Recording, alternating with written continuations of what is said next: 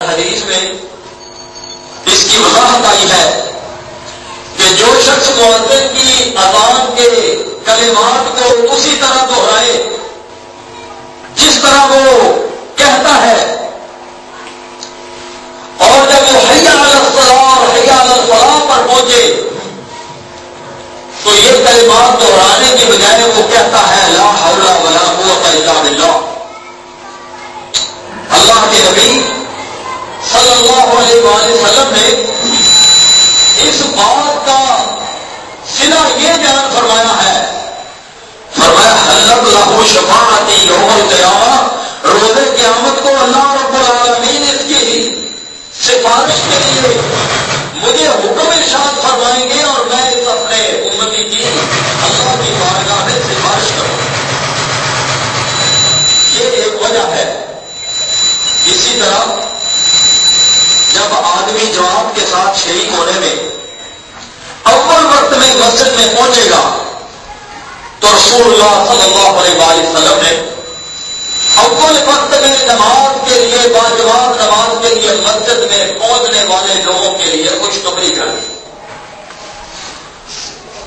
اسی طرح جب یہ آرام اور اطمینان کے ساتھ سکون کے ساتھ مسجد کی طرف چل کے آئے گا تو رسول اللہ صلی اللہ علیہ وآلہ وسلم نے مسجد کی طرف باجماعت نماز کے حصول کے لیے دوڑ کر اور تیزی کے ساتھ چل کے آنے سے منع کیا ہے، بلکہ طریقہ بیان فرمایا ہے کہ جو شخص باجماعت نماز کے حصول کے لیے مسجد آئے اسے چاہیے کہ وہ سنت طریقے کے مطابق آئے، اور سنت طریقہ یہ ہے کہ اطمینان کے ساتھ مسجد کی طرف چلے۔ ظاہر عقل یہ کام کرتی ہے کہ اطمینان سے چلے گا تو شاید نماز چھوٹ جائے گی، جماعت نکل جائے گی۔ اگر یہ فکر تھا تو اسے پہلے چلنا چاہیے تھا، اسے پہلے چلنا چاہیے تھا۔ اب اسے تیزی دکھانے سے روکا گیا ہے، منع کیا گیا ہے، یہ بھی اس کے حق میں بہتر ہے۔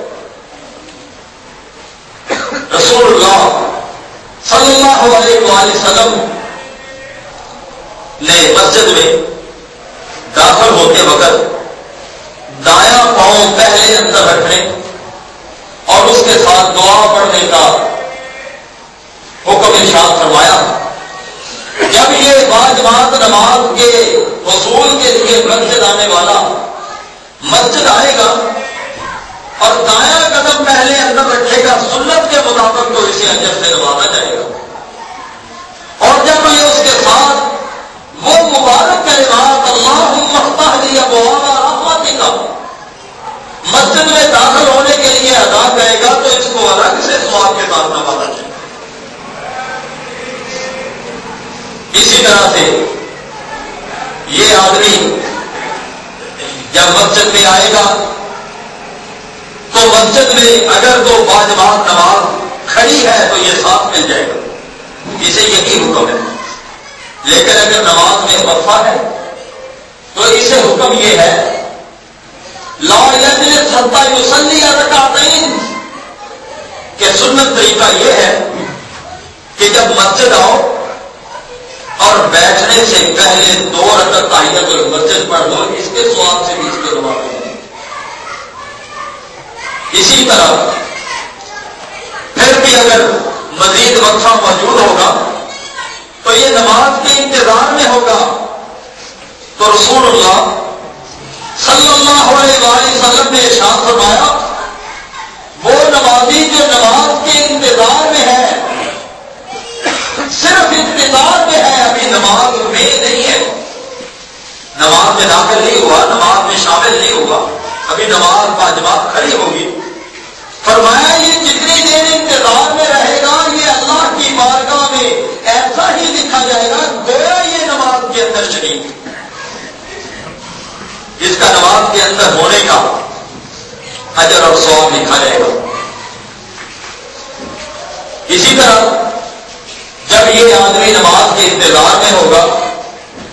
تو رسول اللہ صلی اللہ علیہ وسلم نے ہماری رہنمائی فرمائی ہے کہ اللہ کے فرشتے کے انتظار میں رہنے کی وجہ سے اس کے لیے دعائیں کرتے ہیں، اللہ اپنے اس بندے کو بخش دے، اللہ اپنے اس بندے کے حال پر رحم فرما۔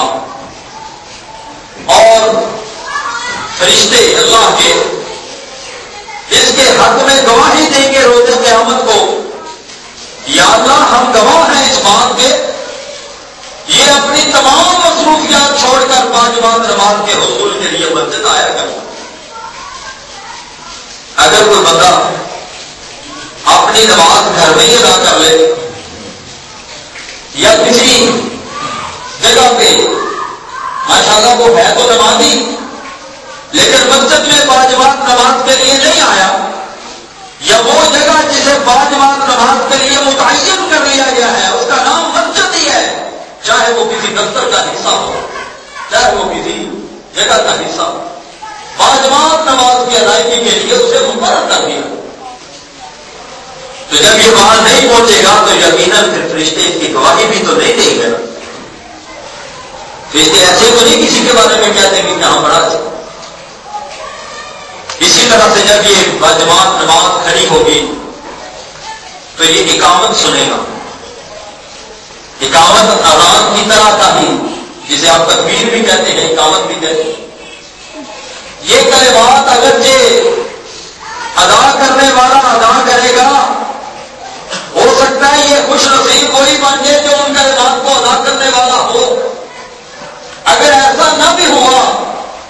تو ان مبارک کلمات کو یہ سن تو لے گا،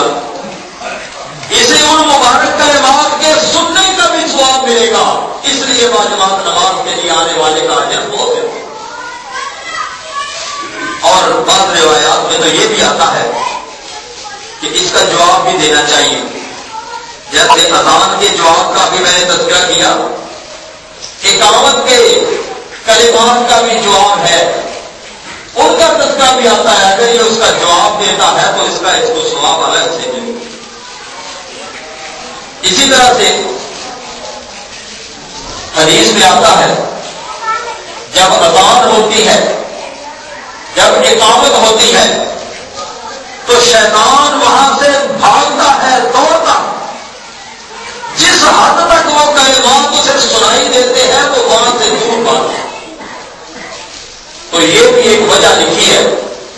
کہ 5 وقت نماز کے لیے مسجد آنے والا شخص شیطان کے شر سے اللہ کی رحمت سے محفوظ کر دیا جاتا ہے۔ یہ وجہ بھی اس میں ذکر کی گئی ہے۔ امام کا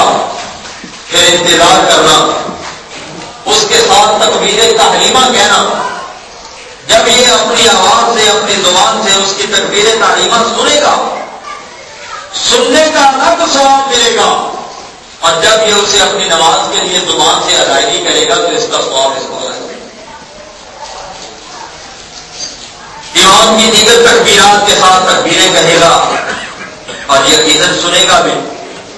تو کانوں میں ان آواز کا، اس آواز کا پہنچنا وہ بھی عمل ہے،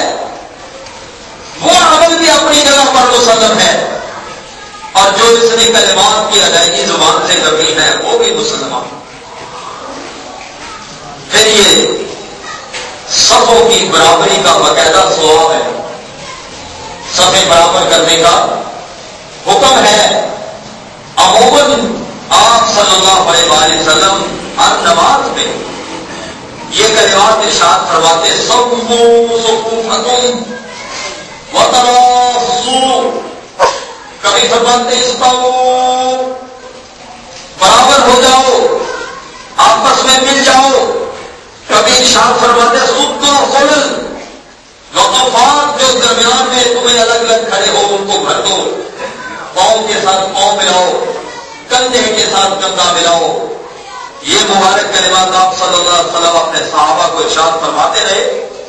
اب نماز پڑھانے والے ہر امام کی مسنون انداز میں یہی طریقہ ہے اس کے لیے کہ وہ نبی اکرم صلی اللہ علیہ وسلم کے طریقے کو رائج کرے۔ جب یہ 5 وقت نماز کے لیے مسجد آئے گا تو ان کلمات کو سنے گا اور ان کے اوپر عمل کرے گا اور سب کو برابر کرے گا، تو سب کو برابر کرنے والوں کے لیے فرشتے دعا کرتے ہیں یہ جناب رسول اللہ صلی اللہ علیہ وآلہ وسلم نے الگ سے ارشاد فرمایا۔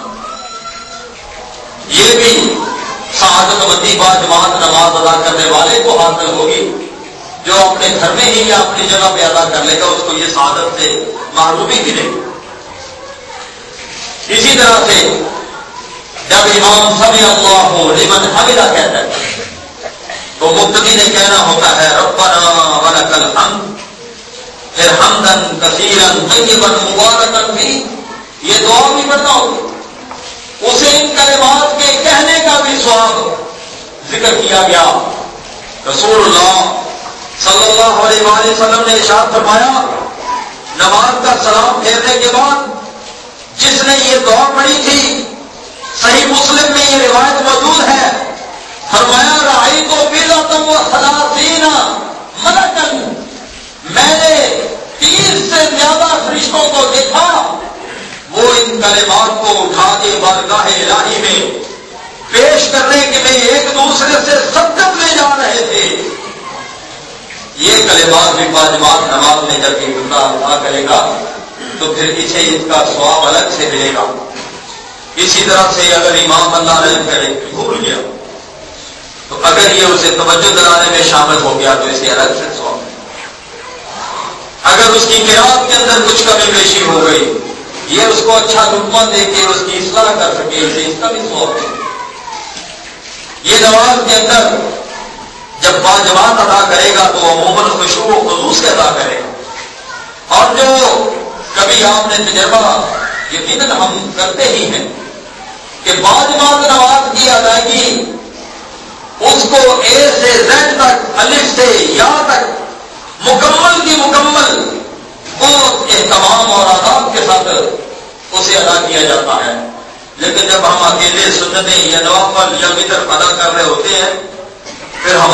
اپنی سوچوں میں بعض کا غرق ہوتے ہیں اور بعض کا جلدی سے بھی کام لے لیتے ہیں، بعض کا عجلت سے کام لے لیا اور ہماری وہ نماز اتنا ثواب نہیں اٹھاتی جتنا باجماعت نماز کے ساتھ۔ اسی طرح سے کہ انسان اس غفلت سے بچتا ہے جب باجماعت ادا کرے گا، اپنی حیثیت اور اپنی حالت کو، صورت کو نماز کی ادائیگی کے لیے تیار کر کے لائے گا۔ اللہ کا الگ سے حکم ہے اعوذ باللہ من الشیطان الرجیم خذوا زینتکم عند کل مسجد، میں مسجد آنے سے پہلے اپنے آپ کو درست حالت میں کر لیا کرو۔ بعض کا انسان اپنے گھر میں اس کے بیٹھنے کی کیفیت تو ذرا آزادانہ سی ہوتی ہے،